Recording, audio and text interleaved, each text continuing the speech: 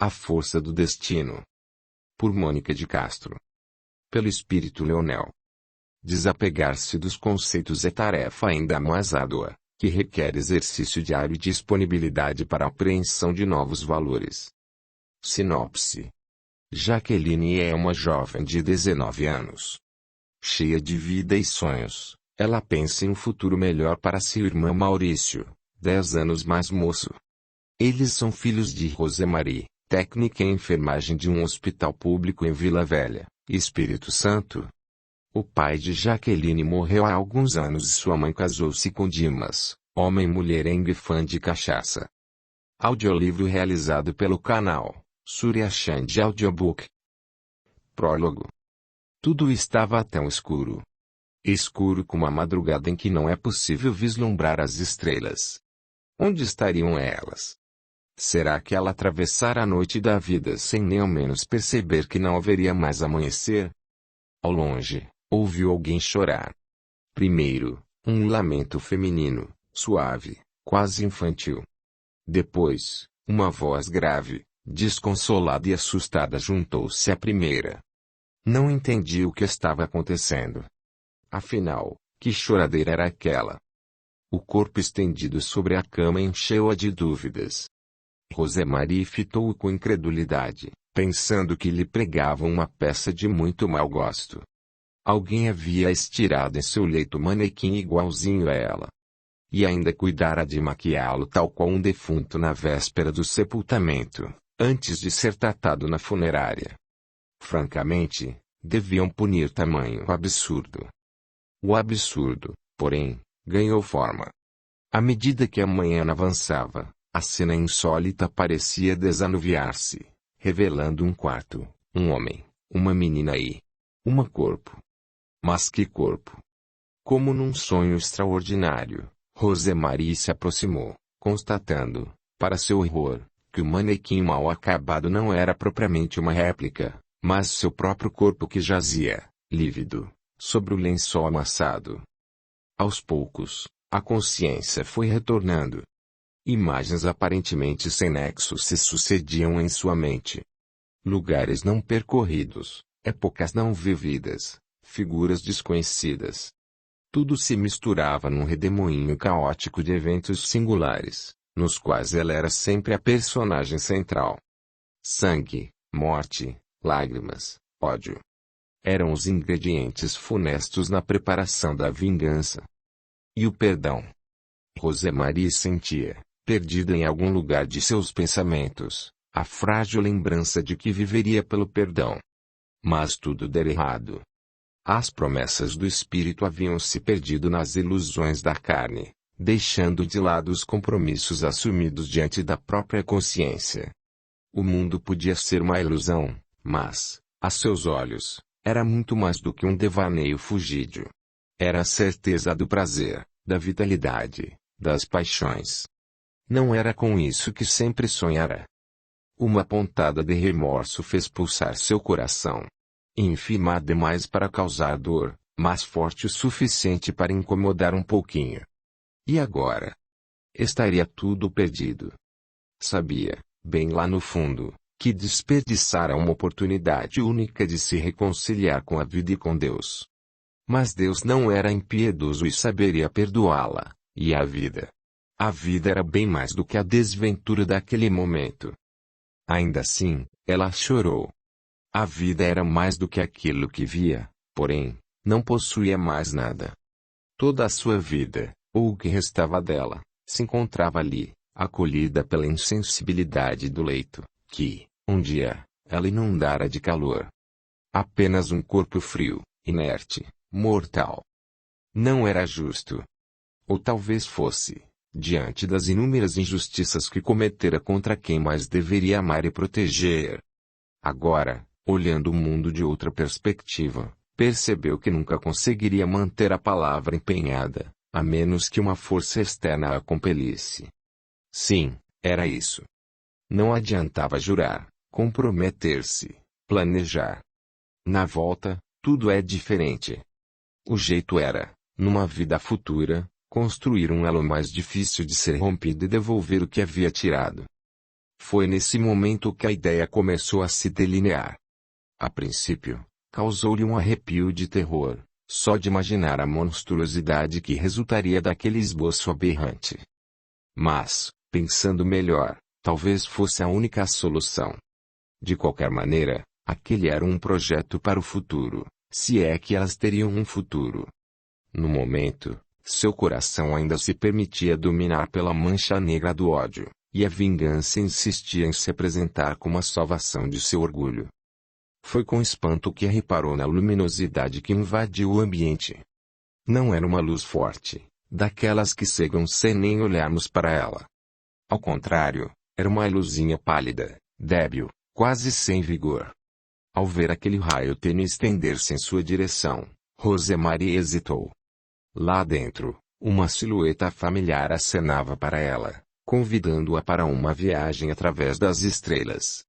A ideia de se misturar aos astros parecia muito poética e apaixonante.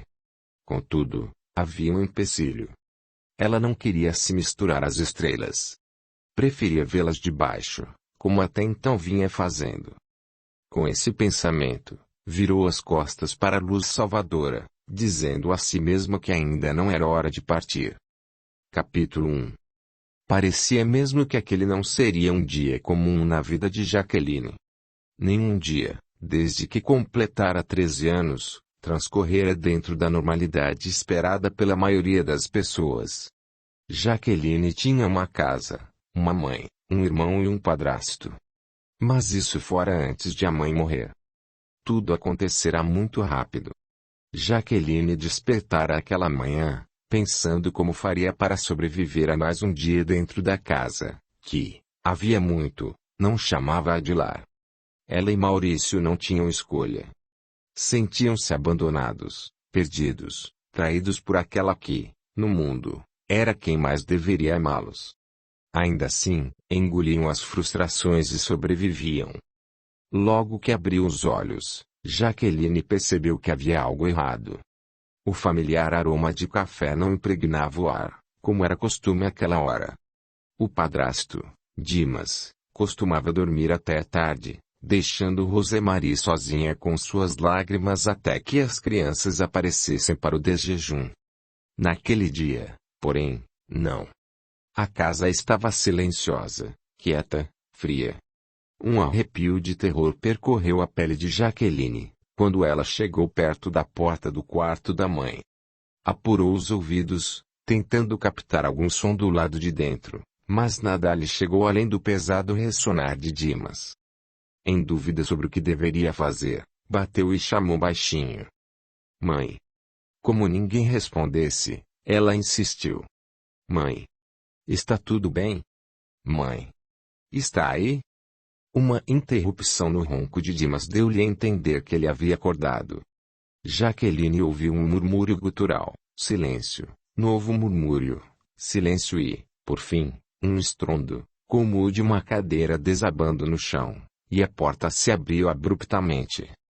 Ela não acorda, balbuciou Dimas, ainda cheirando a bebedeira da véspera. Não sei o que houve com ela. Parece morta.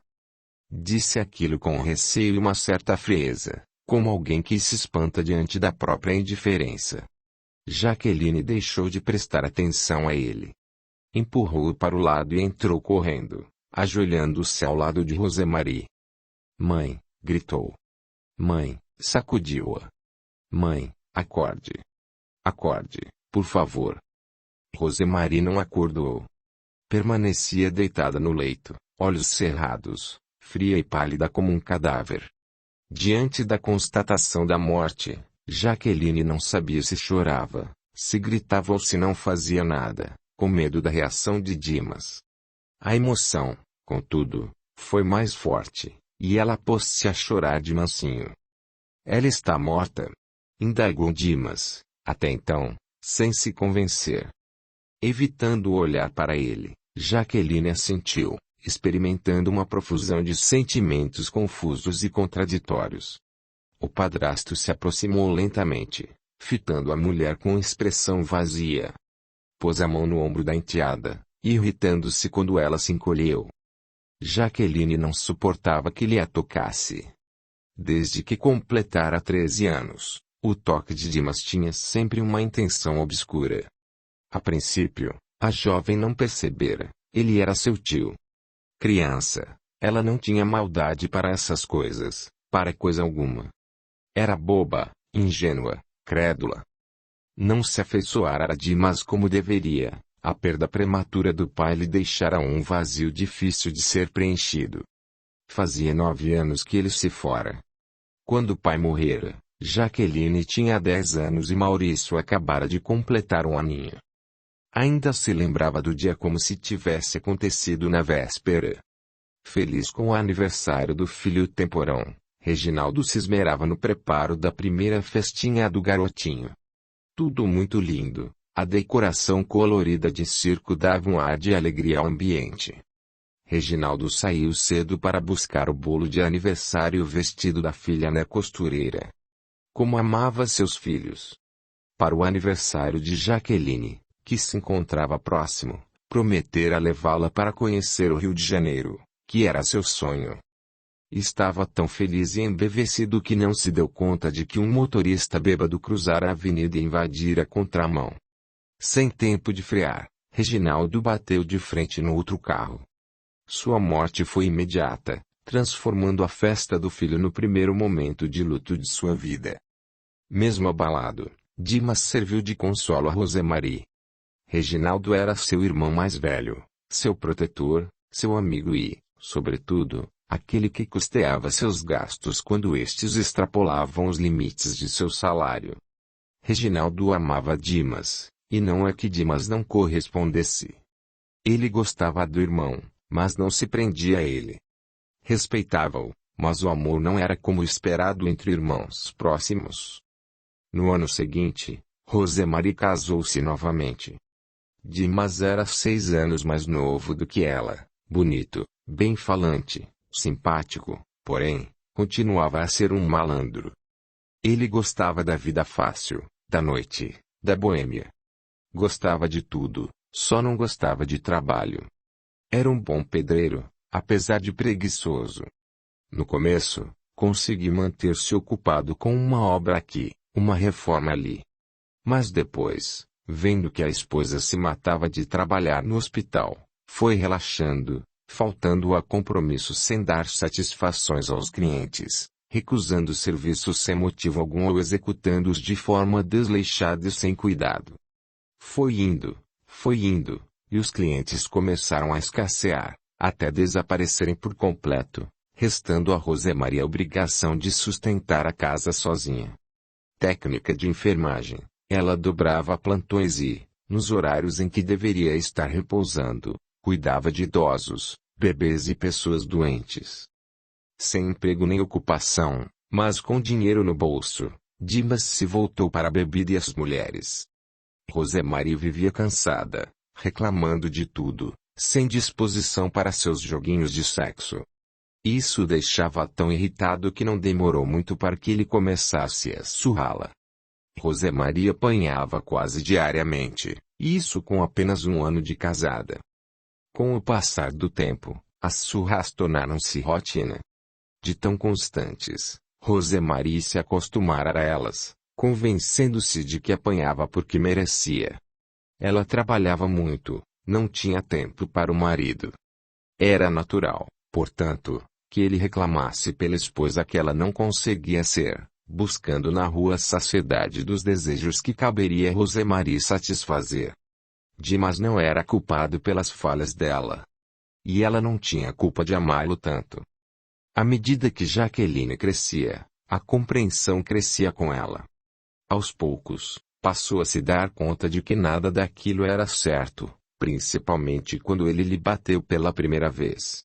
Jaqueline chorou, reclamou com a mãe, disse que Dimas não era seu pai, mas a resposta simples, chocante e vazia foi: é como se fosse. Encerrado o assunto, Rosemarie não interferia quando Dimas batia na filha e, mais tarde, em Maurício. Aos poucos, o que já não era muito carinho acabou transformando-se em indiferença, chegando, algumas vezes, a beirar a raiva. Sem entender por que a mãe a tratava tão mal, Jaqueline acabou afastando-se dele e voltando-se para Maurício, de quem cuidava com todo o amor. Jaqueline e Maurício tornaram-se crianças tristes. A mãe os negligenciava, não perdendo a oportunidade de acusar Jaqueline por tudo de ruim que lhes acontecia, sobretudo, as traições de Dimas. Ambos odiavam o tio padrasto. Com isso, acabaram voltando-se um para o outro. Os dois eram tão unidos que dormiam na mesma cama, e Maurício só se sentia seguro ao lado de Jaqueline. Certa noite, durante um dos muitos plantões de Rosemarie, Dimas, como sempre, chegou bêbado em casa. Trupegou, atirou-se em frente à televisão, apanhando o controle remoto em cima da mesinha. Sem se incomodar com Jaqueline, trocou de canal, sintonizando num jogo de futebol. Ei, ela reclamou. Eu estava vendo a novela. Estava, ironizou Dimas. Jaqueline não respondeu, temendo apanhar. Com o senho franzido, levantou-se e foi para a cozinha preparar um lanche. De onde estava, Dimas via tudo o que ela fazia, sem lhe prestar muita atenção, até que ela deixou um copo cair. O susto que lhe levou fez levantar-se para dar uns tapas na garota. A meio caminho, parou fascinado. Abaixada no chão da cozinha, Jaqueline juntava os cacos de vidro com a mão. Foi nesse momento que o desejo desabou sobre ele de forma irrefreável. Fazia algum tempo que reparava nela, mas nunca tivera coragem de tentar qualquer investida. Hoje, contudo, seria diferente. Jaqueline usava uma camisola de malha nada sexy, mas a posição em que estava permitia que ele vislumbrasse suas coxas bem torneadas e o fundo de sua calcinha branca. A visão entorpeceu, criando fantasias em sua cabeça, despertando, em sua imaginação, a imagem completa do corpo de 13 anos da enteada. Onde está seu irmão? Perguntou Dimas, parado na porta da cozinha. Dormindo, respondeu Jaqueline, agora varrendo os cacos menores para a pá de lixo. Passando a língua nos lábios, Dimas se aproximou, praticamente despindo com o olhar. Apesar de não identificar a malícia nos olhos do tio, ela foi capaz de perceber que havia algo errado em sua postura. Encostado à parede, Dimas a observava. Esperou pacientemente até que ela embrulhasse todos os cacos de vidro no jornal para só então se aproximar. A proximidade dele causou-lhe um sobressalto. Certa de que iria apanhar, Jaqueline se encolheu, mas o usual bofetão não sobreveio. Venha cá, ordenou ele, puxando-a com rispidez. Até que você se tornou uma cadela bem gostosinha, sabia? Apesar da inocência, Jaqueline não era burra. Foi com horror que, rapidamente, percebeu as intenções de Dimas. Sem ligar para o medo de apanhar, empurrou com o máximo de força que conseguiu reunir. Deixe-me em paz, gemeu Jaqueline, lutando para escapar ao beijo que ele tentava dar-lhe. Nada de jogo duro comigo, garota. Há muito tempo você vem desejando isso, que eu sei. Fica por aí rebolando, me provocando, se oferecendo, e agora finge que é santinha. Santinha do pau oco, isso sim. Solte-me, tio, ou conto tudo para minha mãe. Dimas soltou uma gargalhada diabólica, como se estivesse tomado por algum anjo do mal. Empurrou-a contra a parede, beijou-a na boca, no pescoço, nos seios, alisou e apertou seu corpo, ignorando seus protestos desesperados. Sua mãe me ama, afirmou ele sarcasticamente. Se eu disser que você me provocou, em quem você acha que ela vai acreditar? Jaqueline não sabia se aquilo era verdade, mas bem podia ser. Do jeito que a mãe a ignorava, podia facilmente ficar contra ela. Mesmo assim, lutou, como se lutasse pela própria vida. Tudo inútil. Mais forte, Dimas facilmente a dominou, levando-a para o quarto e deitando-a na cama onde a mãe dormia. Não se preocupe, prosseguiu ele, divertindo-se com a situação. Não vou deflorar você. Existem outras maneiras de me satisfazer sem tirar sua virgindade. Não quero você de barriga por aí. Dimas a virou de bruços, penetrando-a por trás. Foi como se uma chibata incandescente a dilacerasse por dentro. Jaqueline se debatia em vão, totalmente dominada pelos braços musculosos de Dimas. Tentou gritar, mas ele sufocou seu grito, empurrando a cabeça da garota no travesseiro, de tal modo que quase a sufocou. Agora mais preocupada em respirar, Jaqueline deixou de se debater. Ao final, saciado, Dimas bufava para o ar, tentando recuperar o fôlego. A seu lado, Jaqueline chorava baixinho. O corpo dolorido, a honra estilhaçada, o orgulho sobrepujado pela brutalidade do monstro. Viu? Zombou ele. Mantive minha promessa, não foi? Você continua virgem. Engolindo a dor com as lágrimas, Jaqueline entrou no chuveiro para lavar sua dignidade, esfregando-se até deixar a pele vermelha. Mas a sujeira de Dimas parecia não sair, impregnando-se por todos os seus poros. Levou quase 3 meses para que Jaqueline contasse à mãe o que estava acontecendo. Abusar dela tornara-se costume de Dimas sempre que Rosemarie saía. Quando, finalmente, decidiu contar, era porque já não aguentava mais. Tinha que vencer o medo e delatar Dimas para que lhe pagasse pelo que lhe fazia. A mãe entenderia. Tinha que entender. Não era como o padrasto falava. Se ela amava o marido, deveria amar ainda mais os filhos. A decisão de contar a verdade só não foi maior do que o assombro. Jaqueline contou tudo em detalhes, desde a primeira noite. A princípio, pensou que a mãe não havia entendido. Rosemarie fitava com um olhar incrédulo, ao mesmo tempo em que uma lividez fria se espalhava por sua face. Aos poucos, a cor foi retornando a seu rosto, até deixá-lo rubro feito uma bolha de sangue. Inesperadamente, Rosemarie ergueu a mão e desferiu em Jaqueline uma bofetada, carregada de rancor e fúria. Mentirosa, rugiu ela. Pensa que não sei o que está fazendo.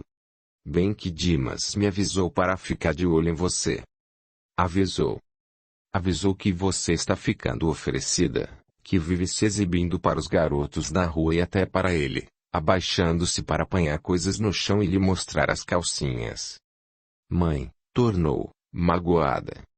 Como pode acreditar em tio Dimas? Mesmo com tudo o que ele lhe faz, você ainda acredita nele? Ele não me faz nada. Ele bate em você. Bate em mim e até no Maurício, que só tem 4 anos. E, se tivéssemos um cachorro, bateria nele também. Isso não tem nada a ver. O assunto aqui é outro. Dimas nos bate para nos disciplinar. Porque merecemos. Essa é a maior mentira. Não merecemos apanhar, muito menos de um homem que nem é nosso pai. Não meta seu pai nessa conversa. Você começou com essa invenção e agora quer mudar de assunto. Não inventei nada. Tio Dimas abusa de mim sempre que você não está por perto. Faz tudo por trás, com medo de eu engravidar. Quer ver? O rosto vermelho de Jaqueline ardia de tanta vergonha. Queria que a mãe acreditasse nela, mas Rosemarie parecia se enfurecer cada vez mais. Não se atreva, esbravejou, impedindo que a filha tirasse a roupa. E pare de mentir. Dimas a ama como uma filha. Você é que é uma sem-vergonha. Nem parece minha filha. Devia se envergonhar de suas mentiras. Dimas é quem devia ter vergonha do que fez comigo. Fez não, faz. Isso se repete constantemente. Chega. Não quero mais ouvir nenhuma palavra sobre esse absurdo. Cale essa boca se não quiser apanhar de novo. Dimas é um bom pai para você. Isso que você está fazendo com ele é uma leviandade. Leviandade? E o que ele faz comigo, como você chama? Ele não faz nada com você. Ele abusa de mim. Mandei calar a boca. Se você não me dá atenção, vou encontrar alguém que dê, ameaçou. Experimente, vociferou. Atreva-se a contar essa mentira para mais alguém e não responderei por mim. Não é mentira. É mentira, sim, é mentira. E agora basta. Você já foi longe demais, tentando me envenenar contra Dimas. O que pretende? Tê-lo só para você? Mãe. Jaqueline horrorizou-se. Como pode dizer uma coisa dessas? Sou sua filha. Maldito dia em que permiti que você nascesse. Bem que eu quis tirá-la, mas seu pai não deixou. Antes o tivesse feito às escondidas. Trabalho no hospital, não teria sido difícil. Jaqueline não podia acreditar no que ouvia. As lágrimas se atropelavam em seus olhos, parecendo afogar até seus ouvidos. Tudo ficou obscuro de repente, uma confusão de realidades que ela não conseguia mais discernir. Ficava com a sua verdade ou com aquela que a mãe lhe impunha. Parecia que não tinha a escolha. A vontade de contar tudo à polícia esvaiu-se ante a confissão de Rosemarie. Que importava revelar tudo a estranhos, se sua própria mãe não acreditava nela? E não acreditava porque a odiava, porque não queria que ela tivesse nascido. Capítulo 2. A voz de Dimas trouxe Jaqueline de volta de suas reminiscências. Aquilo se passara muitos anos antes. De lá para cá, pouca coisa mudara. Jaqueline crescera, mas Dimas continuava o mesmo, subjugando-a, maltratando-a, humilhando-a. Depois de um tempo, passou a não se preocupar mais com uma possível gravidez, e foi com ele que a moça perdeu a virgindade. A mãe não se importava ou fingia não se importar. Tudo para não perder a única pessoa que parecia amar na vida. O que faremos agora? Dimas perguntava com insistência. O que está acontecendo? A pergunta veio antes que ela tivesse tempo de responder. Parado à porta, sonolento, Maurício os fitava com ar interrogativo. Jaqueline deixou Dimas falando sozinho. Correu para o irmão e o envolveu com ternura. Sabia que, no fundo, Maurício sofreria menos do que ela estava sofrendo. Afinal, ela era mais sua mãe do que a própria mãe. O menino não sentiria falta de Rosemarie tanto quanto sentiria de Jaqueline. Como, efetivamente, não sentiu. Chorou um pouco, porém, a presença da irmã era tudo de que necessitava. O sepultamento transcorreu sem transtornos. A autópsia deu como causa da morte um infarto agudo do miocárdio. Rosemarie não se cuidava.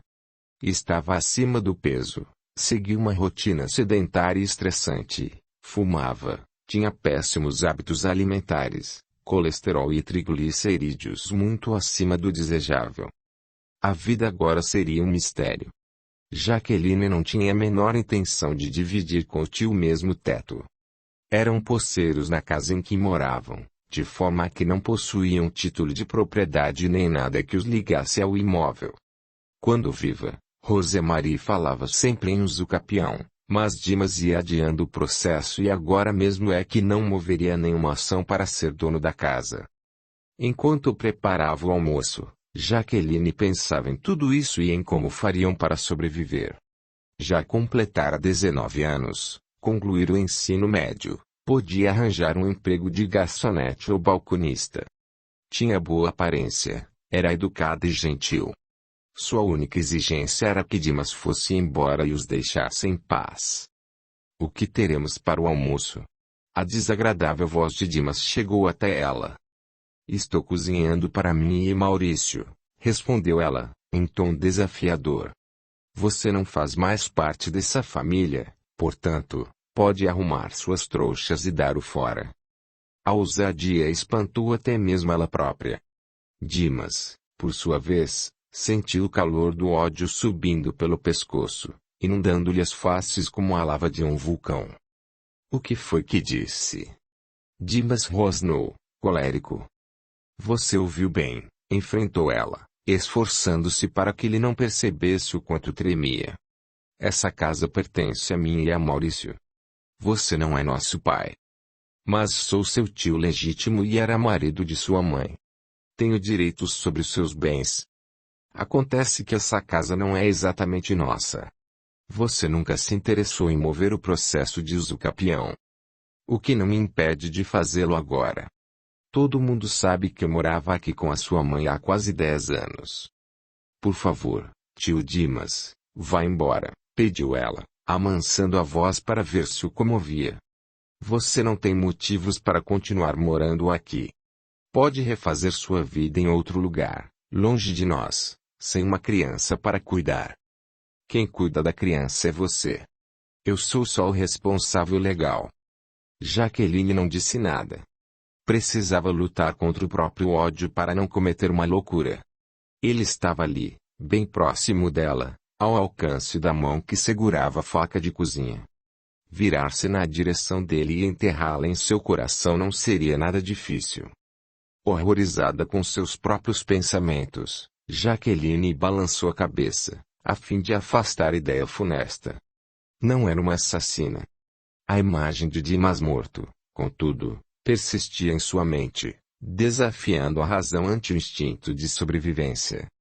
Nos dias que se seguiram, Dimas permaneceu afastado, temendo as mesmas coisas que ela temia. Não sabia ao certo se possuía direitos sobre a casa, portanto, não queria provocar Jaqueline, não tinha para onde ir.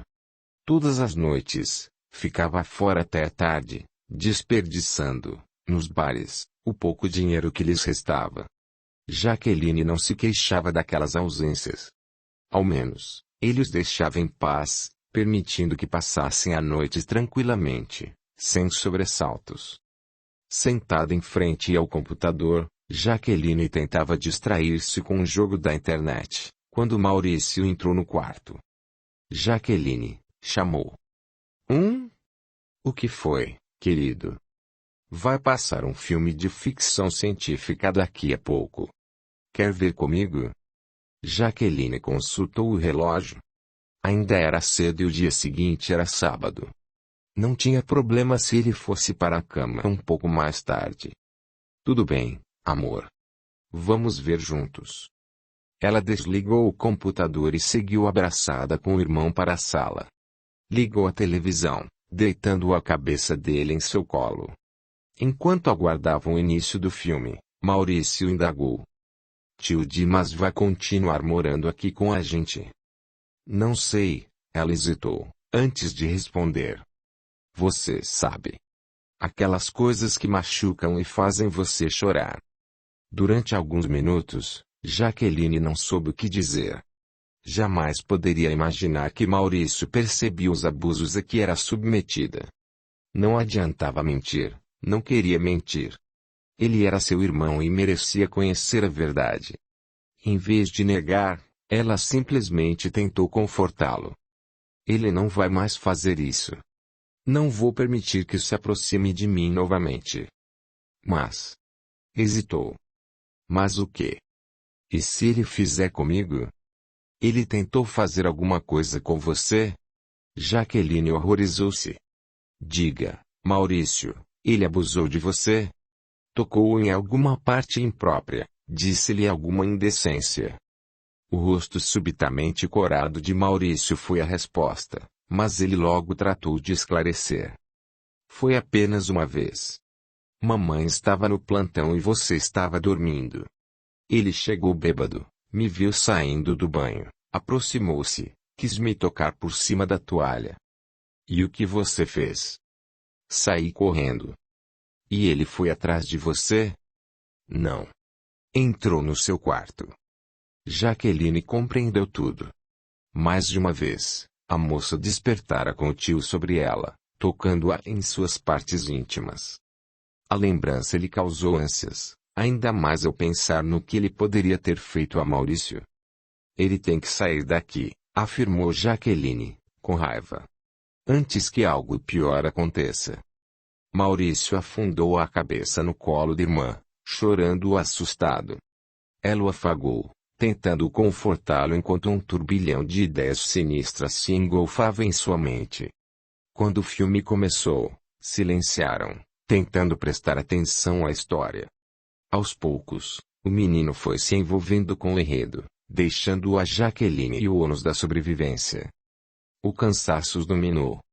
Antes mesmo que o filme terminasse, ambos já dormiam no sofá, a cabeça de Maurício ainda pousada no colo da irmã. Um ruído de chave girando na fechadura a despertou. Jaqueline abriu os olhos, tentando focar o relógio da sala, assustando-se com o avanço da hora. Bocejou, alisou os cabelos do irmão, reparando que o filme, havia muito, tinha terminado. O que passava agora era uma pornografia leve que o canal de TV a cabo exibia nas madrugadas.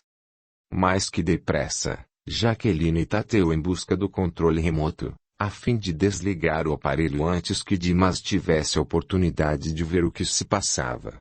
Tarde demais. De posse do controle, ele assistia a cena picante com os lábios entreabertos, babando feito um cão diante da cadela no cio. Maurício, Jaqueline chamou baixinho. Vamos para a cama. Está tarde, o filme já acabou. Esfregando os olhos, o menino se sentou no sofá. Sem lhe dar tempo para se recuperar do sono, Jaqueline puxou pela mão. Queria tirá-lo dali o mais rápido possível. Pra que a pressa? Objetou Dimas, interpondo-se entre os irmãos. Sente-se comigo para ver o filme. Não, obrigada, retrucou ela, tentando desvencilhar-se dele. Não faz o meu gênero. O que faz o seu gênero? Fazer, em vez de assistir. Completamente alcoolizado, Dimas não deu mais conta de manter-se afastado de Jaqueline. Desde a morte de Rosemarie, não saía com nenhuma mulher, para não gastar dinheiro. Não aguentava mais.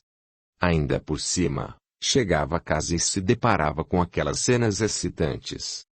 Na certa, Jaqueline deixara naquele canal de propósito, só para provocá-lo. Deixe-nos passar, tio, insistiu ela. Só queremos ir dormir. Sem responder, Dimas puxou-a com violência, causando-lhe imensa repulsa ao aproximar de seus lábios a boca com hálito de álcool. Venha cá, piranha, xingou ele, deitando-a sobre o sofá e empurrando Maurício para o lado. Tenho o que você quer. Jaqueline lutava com todas as forças, reanimadas pela presença do irmão, a quem queria, desesperadamente, poupar daquela humilhação. Solte-me, animal, ela gritava, tentando arranhar o rosto de Dimas. Solte-me ou eu mato. A gargalhada dele aterrorizou-a. Era como se Dimas estivesse possuído por vários demônios. E, na luta contra os demônios, o anjo parecia perder. De seu canto, Maurício observava, horrorizado, o desenrolar da cena medonha. Se já fosse um homem, daria um jeito em Dimas e o expulsaria de casa a murros e pontapés. Não permitiria que ele tocasse em Jaqueline outra vez. Mas ele era apenas uma criança, um menino frágil que não sabia como se defender. Mesmo assim, o amor pela irmã falou mais alto. Sem pensar no que fazia, Maurício atirou-se sobre Dimas. Solte-a, seu monstro. Largue minha irmã. A dor da mordida que o menino deu na orelha de Dimas fez o homem soltar Jaqueline com brutalidade. Espumando de ódio, agarrou Maurício pelo pescoço, desferindo-lhe vários bofetões no rosto. Coisinha imunda, vermezinho insignificante, bufou, tentando virar o menino de costas para ele. Vou lhe dar uma lição para que você aprenda a jamais se intrometer em meus assuntos. O menino gritava apavorado, fraco demais para se defender de tão violento agressor. Onde estava Jaqueline? Por um momento, pensou que ela houvesse desmaiado ou fugido para buscar ajuda. Subitamente, ela surgiu com uma faca, a mesma que segurava quando Dimas a abordara na cozinha. Solte-o, ordenou, incisiva. Ou cumpro a minha promessa e o mato. A faca estava bem próxima dos olhos de Dimas. Temendo por sua vida, embora não acreditasse que ela tivesse coragem de matá-lo, ele deixou o menino ir. Maurício correu para a irmã, em quem desabou suas lágrimas. No momento em que ela, confusa, o acolhia, Dimas movimentou-se, partindo para cima da moça com gana assassina. Tudo aconteceu muito rápido. Dimas se jogou sobre a sobrinha, certo de que a desarmaria. Não foi o que aconteceu. Jaqueline precisava defender-se ao irmão. A faca estava no caminho, o medo era sua força motriz. Quando o corpo dele se aproximou do dela, com mãos ávidas para alcançar seu pescoço, a faca se moveu com ele, enterrando-se profundamente na altura de seu coração. Capítulo 3. Quando Alicia se olhou no espelho, não foi seus olhos que viu, mas os de outra pessoa, uma garota jovem, bonita, de uma beleza voluptuosa e, ao mesmo tempo, inocente, muito diferente de sua imagem singela.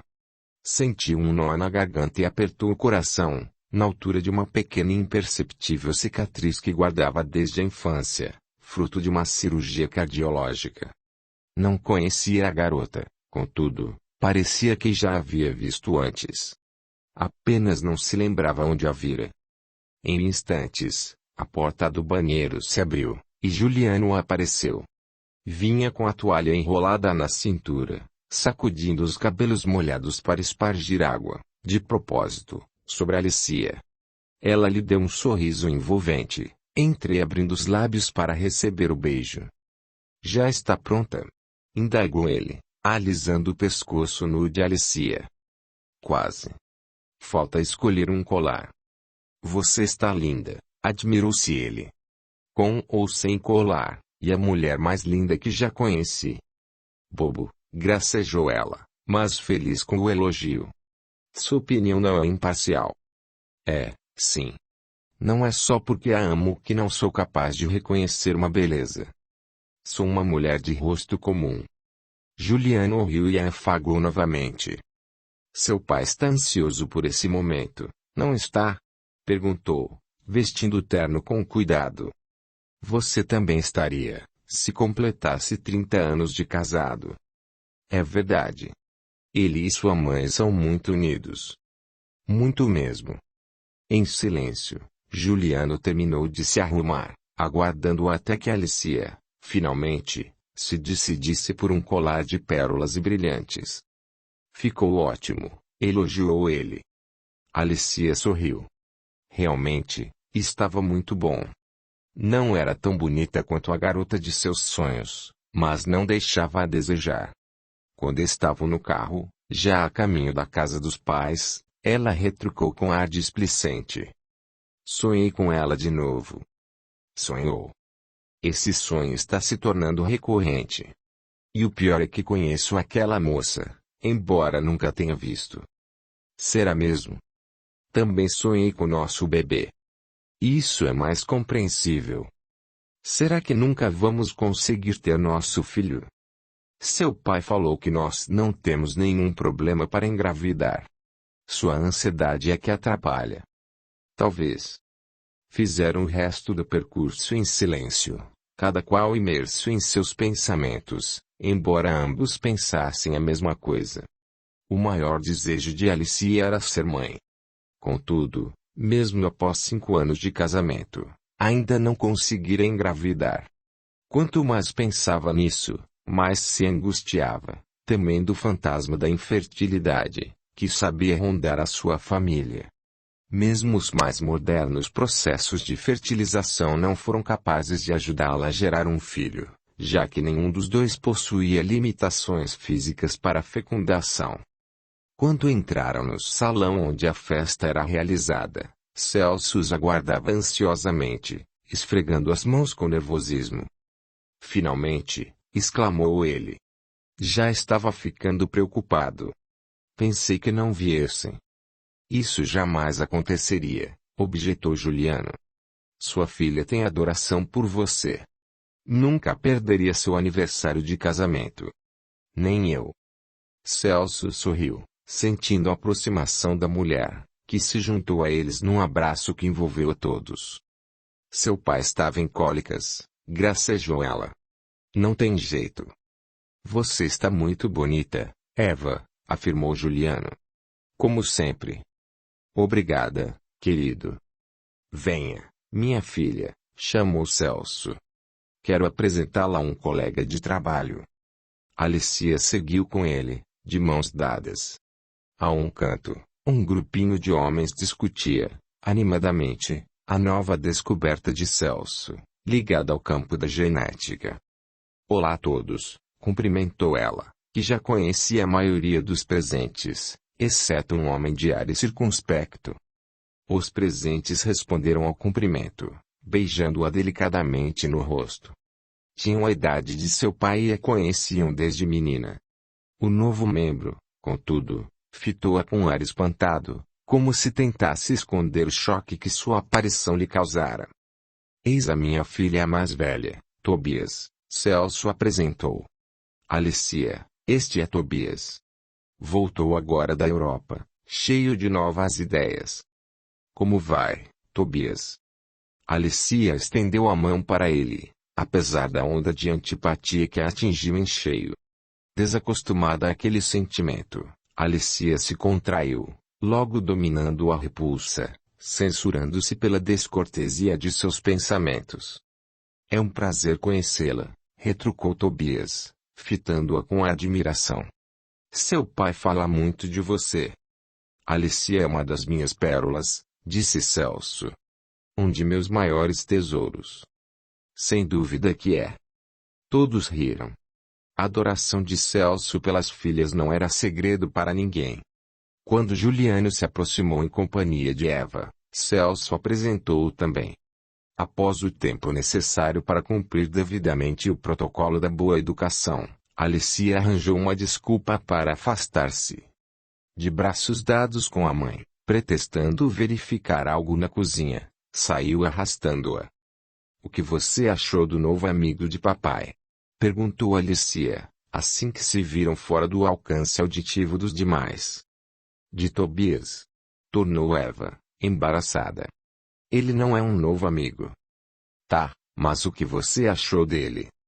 Não achei nada. Não é o que parece. Você não está com uma cara muito boa. Ele parece simpático. Parou de falar, sem saber o que dizer. Mas, mesmo assim, você não simpatizou com ele. Ele é amigo de seu pai. Temos que tratá-lo bem. De onde papai o conhece? Nunca ouvi falar dele. Ele trabalhou com seu pai na juventude. Depois, foi para a Europa e desapareceu. E reapareceu agora, por quê? Não sei, minha filha, e, sinceramente, não me interessa. Mas veja quem está ali. Denise, exclamou Alicia, correndo para os braços da irmã. Quando chegou? Ontem à noite, respondeu a outra, abraçando-a efusivamente ao cunhado. Por que não avisou? Quis fazer uma surpresa. Como foi a formatura? Pena que não podemos ir. Senti muita falta de vocês. Estava doida de vontade de voltar para o Brasil. Já não aguentava mais de saudades. Ah! Vamos, Denise, objetou Alicia. Estudar em Harvard não é nenhum sacrifício. Não é. Só que não existe, no mundo, lugar melhor do que minha casa. Continuaram conversando para matar as saudades. Alicia e Denise eram irmãs muito unidas. Denise, aos 24 anos, acabara de se formar biomédica pela Universidade Harvard, onde Alicia e Juliane estudaram arquitetura antes dela e onde haviam se conhecido. A diferença entre Alicia e Denise era de apenas 3 anos. Você viu o novo colega de papai? Cochichou Denise ao ouvido da irmã.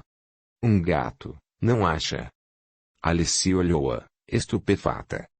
Como é que a irmã podia se interessar justo pelo homem com quem ela mais antipatizara? Ele é atraente, Alicia falou a verdade. Mas é muito velho para você. Quem foi que disse? Para falar a verdade, não simpatizei muito com ele. Não? Por quê? O que ele fez? Nada. Foi só antipatia à primeira vista. E você, Juliano? Voltou-se para o cunhado. Concorda com ela? Não sei. Não tenho opinião formada. O cara é meio estranho, insistiu Alicia. Mas por quê? O que foi que ele fez para dar essa impressão? Na verdade, Não havia feito nada.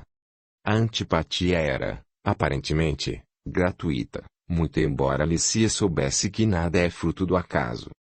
Sabe aquelas coisas que a gente não explica? Pois é. Tobias não me fez nada. Tratou-me muito bem, até. Fui eu que não simpatizei com ele. Que implicância boba. Pois eu gostei muito dele. E ele? Também gostou de você? Juliano quis saber. Creio que sim.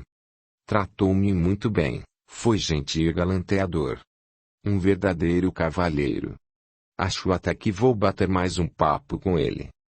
Aproveitando-se de que Tobias se afastara do grupo para ir buscar água, Denise se aproximou dele.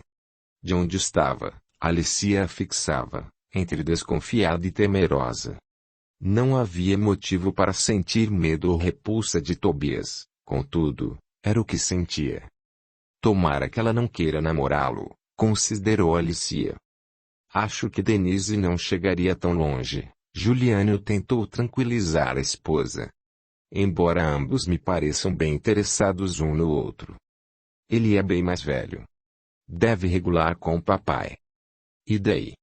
Desde quando você tem preconceito de idade? Não tenho. Só não me agrada ver minha irmãzinha com esse sujeito. O interesse de Tobias por Denise parecia verdadeiro. Assim que a moça se aproximou, ele abriu um sorriso encantador, que ela não deixou de admirar. De longe, Alicia os observava com contrariedade, insatisfeita com o ar de contentamento que manava deles. Nem percebia que, de vez em quando, pelo canto do olho, ele também a olhava. Por que não saímos um dia desses? Sugeriu Denise, após uma longa conversa. Excelente ideia, concordou. Aceitaria jantar comigo? É claro. Quando? Que tal na quarta-feira? Aceito. Ambos riram, ainda sob o olhar disfarçado de Alicia. E, por mais que ele também olhasse para ela vez por outra, sentiu-se incomodado com a insistência com que Alicia o estudava, como se conseguisse ler suas entranhas. Tinha que tomar cuidado. Não podia ser transparente a ponto de permitir que ela o decifrasse. Por outro lado, queria aproximar-se de Alicia. Celso insistira naquele convite, que ele aceitara com medo, rezando para que o passado não entornasse sobre ele um caldeirão de lembranças ígneas. Não imaginou que justo uma das filhas de Celso se interessaria por ele.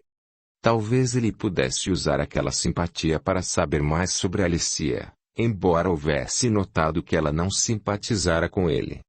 Mesmo assim, não custava nada tentar. E não seria nenhum sacrifício.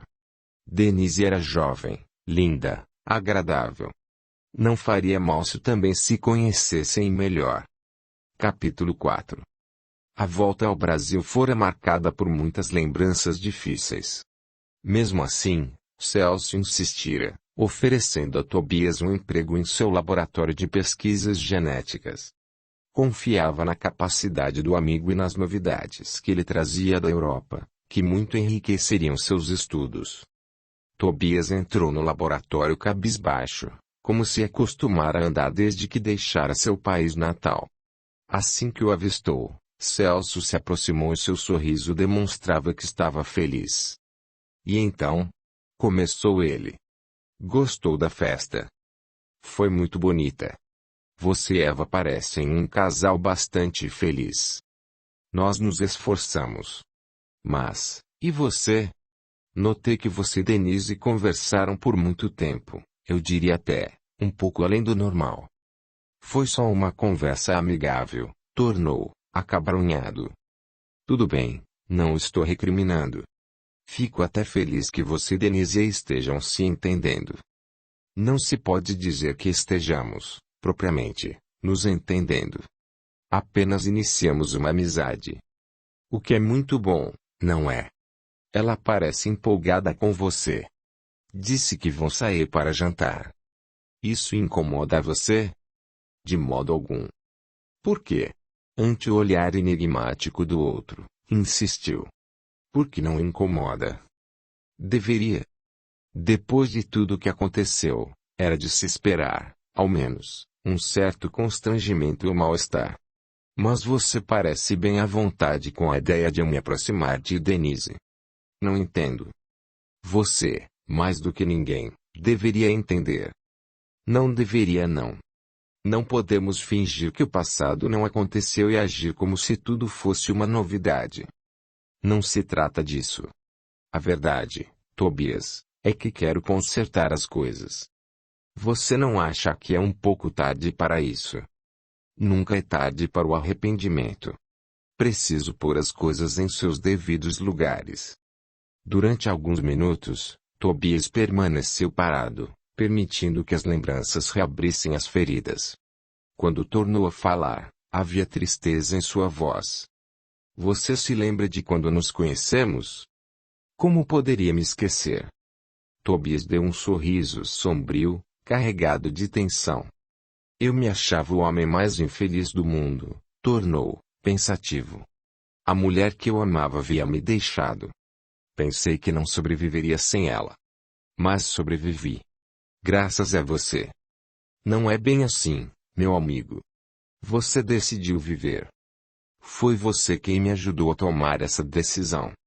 Sempre fui um fraco, indigno do mundo em que vivemos. Ainda me lembro do dia em que quase me atirei da janela da faculdade, em Oxford, naquela noite fria de outubro. Você vinha passando bem na hora em que subi no parapeito. Você olhou para cima, me viu e falou com a maior naturalidade do mundo. Ei, cara, já pensou em se juntar a um grupo de pesquisas? Estamos precisando de mais um cientista. Fiquei tão surpreso que a vontade de me matar foi embora. Eu conhecia você de vista. Estava sempre quieto, sempre solitário. Achei que seria uma boa aquisição para minha equipe. Você salvou minha vida em vários sentidos.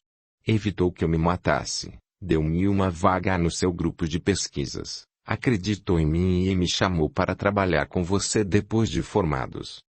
E, acima de tudo, tornou-se o meu melhor amigo. O que você fez por mim depois foi muito mais do que o que fiz por você. Nada do que eu faça será suficiente para pagar pelo seu sacrifício.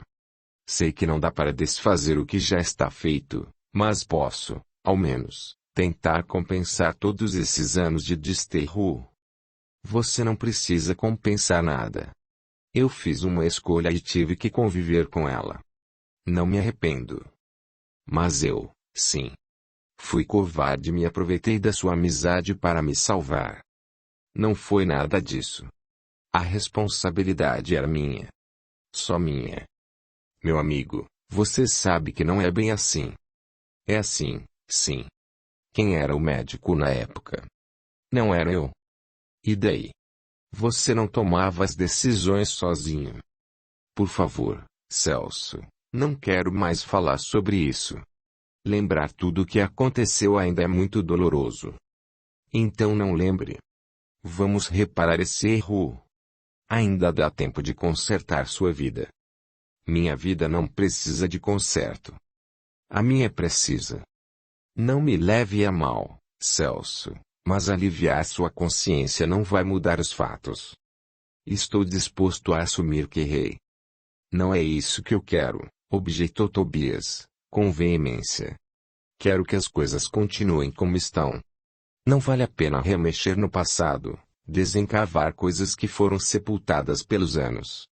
Vai causar sofrimentos desnecessários a todos nós, principalmente Alicia e Denise, que não precisam se envolver num segredo que não faz parte da vida delas. Quem disse que não? Elas são minhas filhas, logo, tudo o que me diz respeito faz parte da vida delas também. Esse é o seu ponto de vista.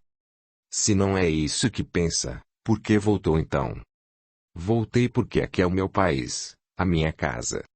Não aguentava mais de saudade da minha terra. Queria rever as praias desta cidade antes de morrer. Você está doente? Preocupou-se. Não, meu amigo, apenas envelhecendo. Você não é tão velho quanto quer fazer parecer. Ainda tem muitos anos pela frente. Talvez. Quero vivê-los em paz. E por que não, ao lado de um novo amor? Você nunca se casou. Casamento não é para mim. As mulheres sempre me pareceram muito sem graça. E Denise? Também é sem graça. Denise é apenas uma criança. Mesmo assim, você a convidou para jantar. Quero conhecê-la melhor. Estamos apenas iniciando uma nova amizade. A quem está tentando enganar? A si mesmo, pelo visto. Não existe isso de amizade entre um homem e uma mulher. Não quando parte de uma atração recíproca. Denise não pode estar atraída por mim. Sou muito mais velho. Desde quando idade é empecilho para o amor? Ela não me ama. Não. Mas pode vir a amá-la um dia. E acho que você também devia se permitir amá-la. Acho que vocês dois formariam um belo casal. Não entendo você, Celso. Por que está me atirando para sua filha? Por acaso, você a está oferecendo para mim como prêmio de consolação? Ou faz isso apenas para aliviar a consciência? Ou é um teste? Um teste? Será que você ainda acha que... Não. Celso cortou, mas que depressa. É claro que quero aliviar minha consciência. É o que estou tentando lhe dizer desde o começo. Mas não usaria minha filha para isso. Quero mostrar-lhe que não guardo nenhum tipo de mágoa ou ressentimento. É por isso, então. Você quer me provar o quanto ainda confia em mim? Agora, você está sendo sarcástico. Tem razão, perdoe-me, Tobias concordou, arrependido. É que tudo é muito confuso. Mas vou confessar. Na verdade, convidei Denise para jantar, em parte, para tentar saber um pouco mais sobre Alicia. Esse, sim, é um erro fatal.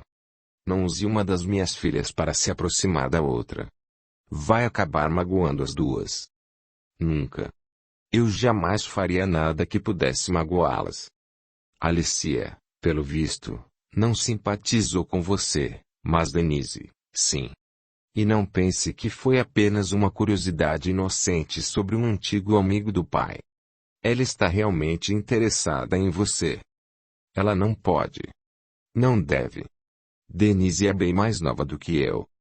Quanto mais você puser esse obstáculo, mais ela tentará contorná-lo. De minha parte, sinta-se livre para fazer o que quiser. Como já disse, não me oponho. Só o que lhe peço é cautela. Tobias não sabia o que dizer. As palavras de Celso faziam sentido e o impressionaram muito.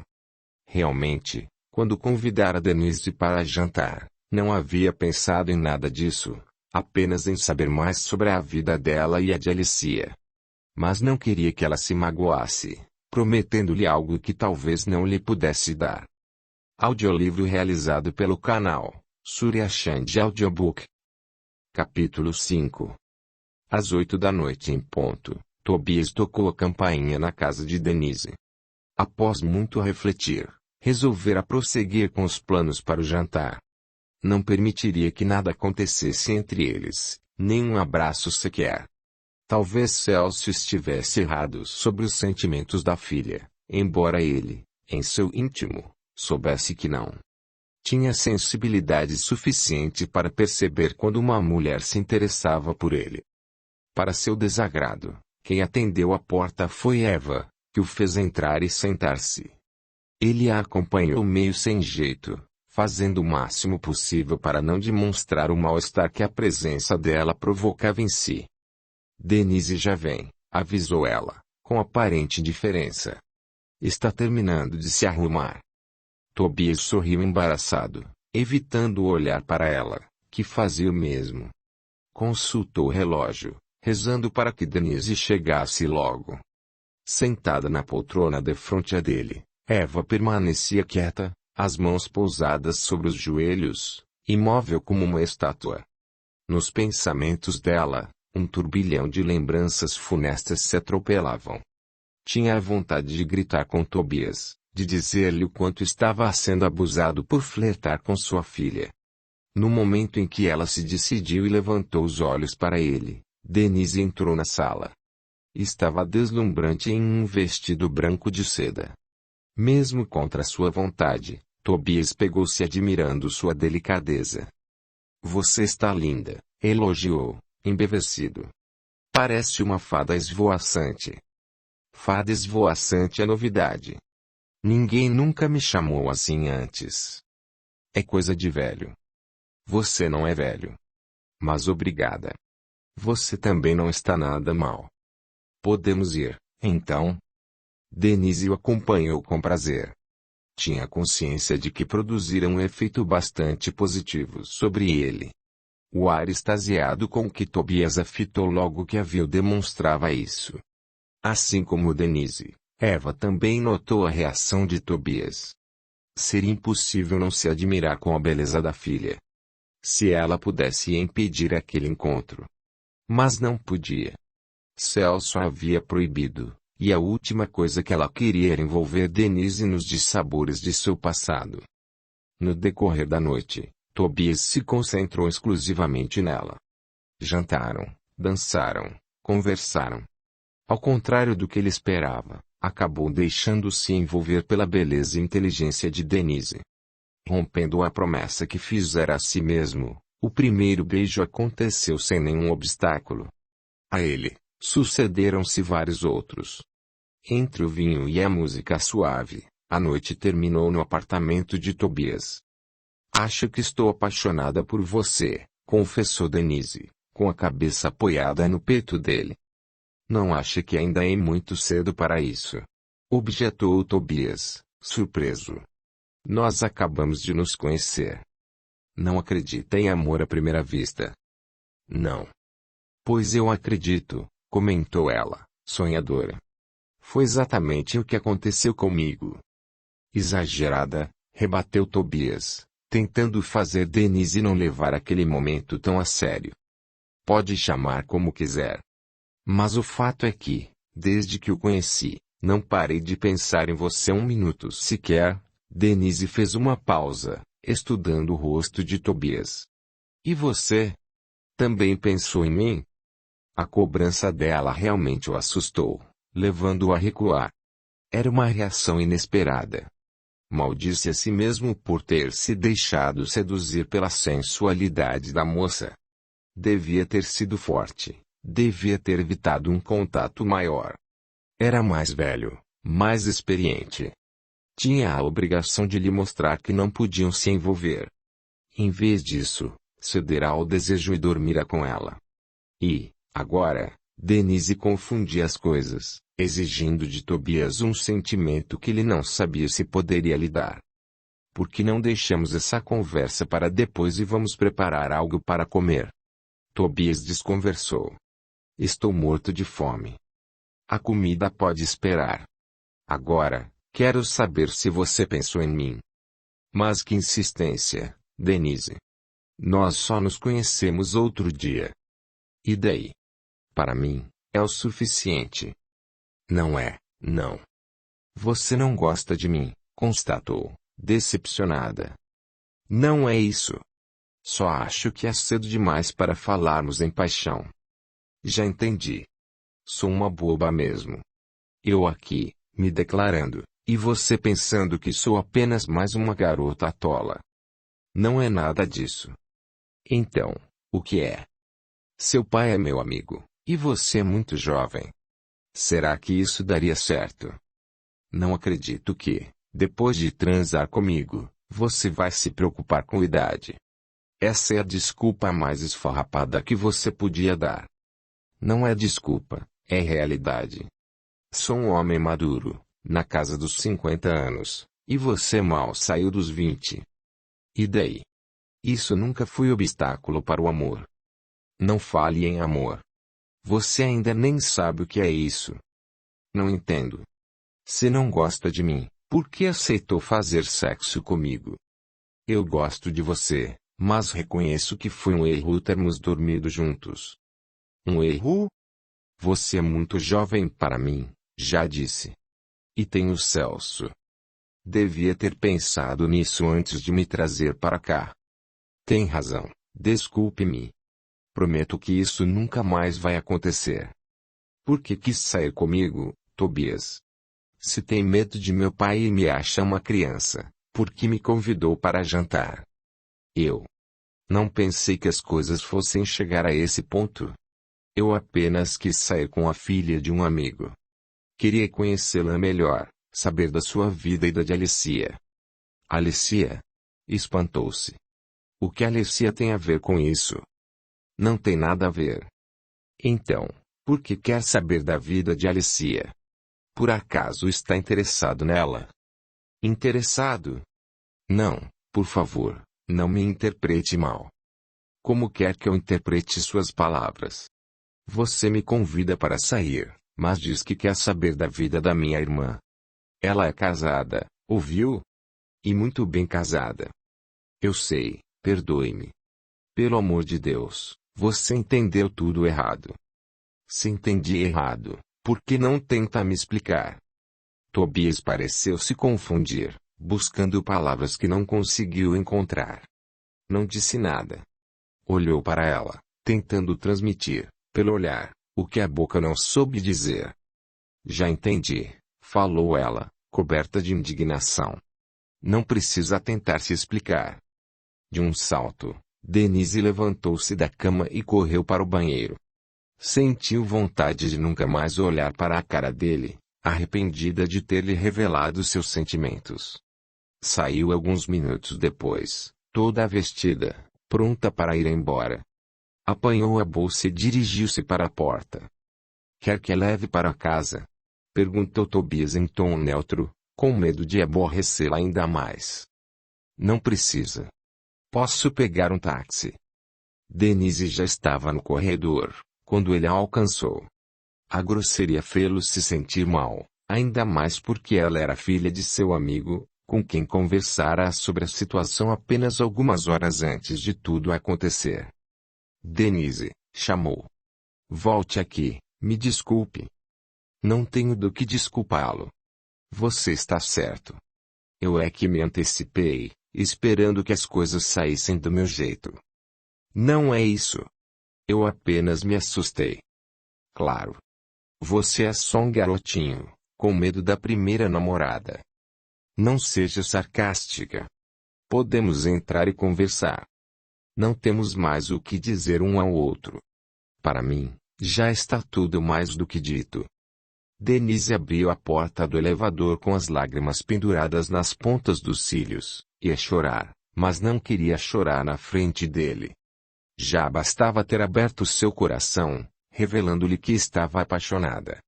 Não era preciso mostrar-lhe também sua fragilidade. Na rua, fez sinal para o primeiro táxi que apareceu. Ao sentar-se no banco de trás, o pranto já a consumia. Segura dentro do táxi, Denise deu vazão ao pranto. Nem sabia para onde ir. Como não queria que os pais a vissem daquela maneira, decidiu simplesmente rodar pela cidade, até decidir o que fazer. Durante uns 10 minutos, Tobias permaneceu parado diante da porta do elevador, esperando que Denise voltasse. Como nada aconteceu, retornou ao apartamento. Jamais deveria tê-la convidado para jantar.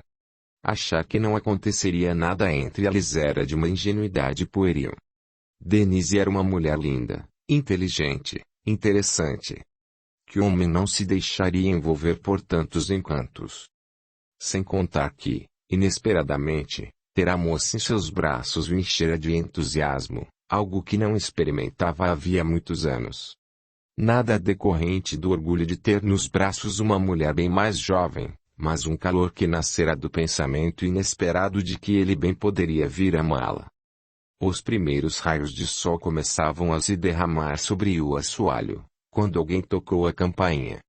Olhando o relógio, viu que várias horas haviam se passado desde que Denise saíra. Ela voltara.